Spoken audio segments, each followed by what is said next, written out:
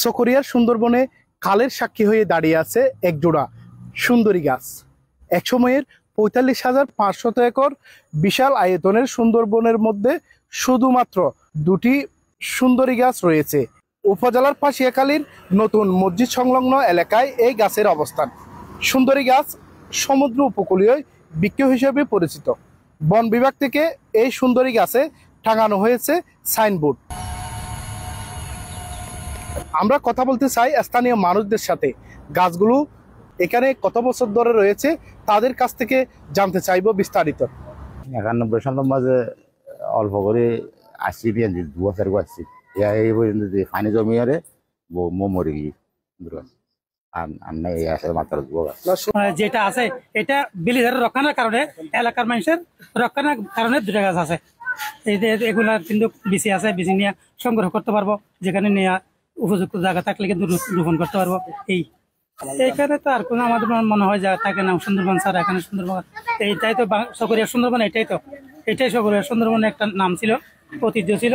গাছ মরে যাওয়ার কারণে ঐতিহ্যটা ভুলে গেছে আর কি। এখন বর্তমানে এখানে বন পশু এসে গেছে, হাতি এসে গেছে, হাতির জন্য কেউ ঢুকতে পারছে না। এখন ভিতরে জঙ্গল আর জঙ্গল এখানে। RICL TMX, যুগের পর যুগ স্থাপনা থাকে মজবুত। এক সময়ের ৪৫,৫০০ একরের বন হলেও বর্তমানে এই বনের অস্তিত্ব অনেকটাই বিপন্ন হয়ে গেছে। এখন তেমন কোনো ফেরাবন নেই বললে চলে।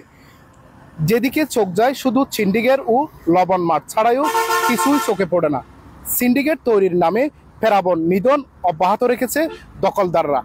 চকরিয়া সুন্দরবন বা আমাদের ফাঁসিয়াখালী রেঞ্জ কক্সবাজার উত্তর দক্ষিণের মধ্যে সবচেয়ে গুরুত্বপূর্ণ একটি ডিভিশন, যেটা জীববৈচিত্র্য সংরক্ষণের জন্য খুবই গুরুত্বপূর্ণ একটি বনাঞ্চল।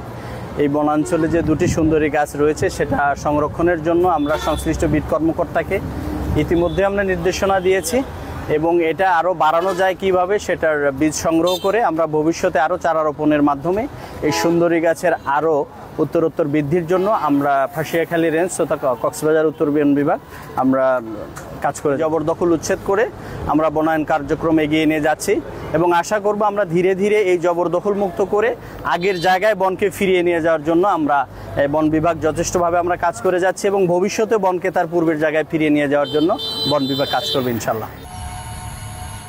বন কেকুদের হাত থেকে রক্ষা পাওয়া এই সুন্দরী গাছ ছাড়াও বনের নানা প্রজাতির গাছ রক্ষার দাবি করেছেন স্থানীয়রা। সাইফুল ইসলাম সাইফ, রূপালী বাংলাদেশ, কক্সবাজার।